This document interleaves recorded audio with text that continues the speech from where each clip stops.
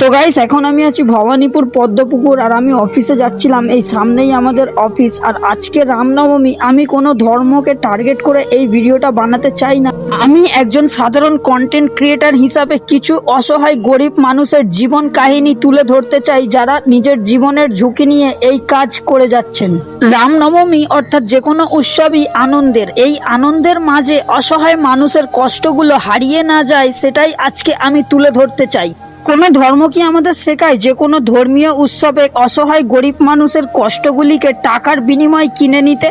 আমি মানছি উৎসবকে আরো আকর্ষণীয় করে তুলতে এই অসহায় মানুষগুলোকে দরকার হয়, কিন্তু এই মার্চ মাসের গরমে মোটা পোশাক পরিয়ে এই মানুষগুলোকে নাচতে বাধ্য করাচ্ছেন আপনারা। ভবানীপুর পদ্মপুকুরে আমার অফিসে যাওয়ার পথে এই অসহায় গরিব মানুষগুলোকে দেখে আমার খুব কষ্ট লাগলো। অত লোকের মাঝে আমি এই লোকগুলোকেই দেখলাম। এনারা পুরুলিয়া থেকে এসছেন। এনাদের সাথে আমি একটু কথা বললাম। এনাদের সাথে কথা বলে আমার খুব ভালো লাগলো। এনারা অসহায় গরিব মানুষ, পেটের দায়ে এনারা এসছেন কলকাতায়। বলো বলো দাদা, বলো যে এটা পরে কেমন লাগে? এটা খুব কষ্ট হচ্ছে তাই না? ভীষণ কষ্ট হচ্ছে তাই না এই গরমেতে? আপনাদের বাড়ি কোথায়? আপনাদের বাড়ি লালপুর। লালপুর। আচ্ছা, ওটা কোন দিকে? ওটা পুরুলিয়া। আচ্ছা, আপনারা পুরুলিয়া থেকে এসছেন তাই তো? আপনাদের তো দেখছি পুরো ঘেমে গেছেন তাই তো?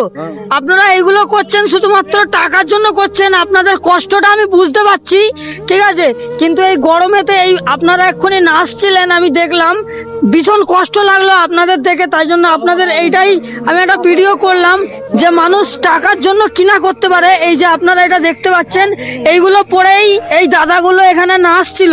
এই দাদা, আমি কোনো কিছু বলতে চাই না, আমি শুধু দাদাদের কষ্টগুলো আমার মনে লাগলো, তাই জন্যই আমি এই ভিডিওটা করলাম। আর আপনারা দেখো এই যে মার্চ মাসে কতটাই গরম পড়েছে শুরুতেই, আর এই গরমের মধ্যে এইগুলো পরে এই দাদারা নাচছে।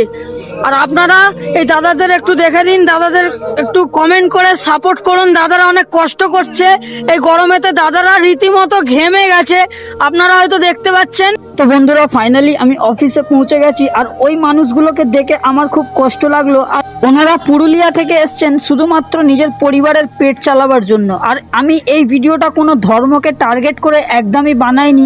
আমি শুধু অসহায় গরিব মানুষের কষ্টটা তুলে ধরতে চেয়েছি। আর এই বিষয়ে আপনার কি মতামত সেটা কমেন্ট করে জানিয়ে দিন।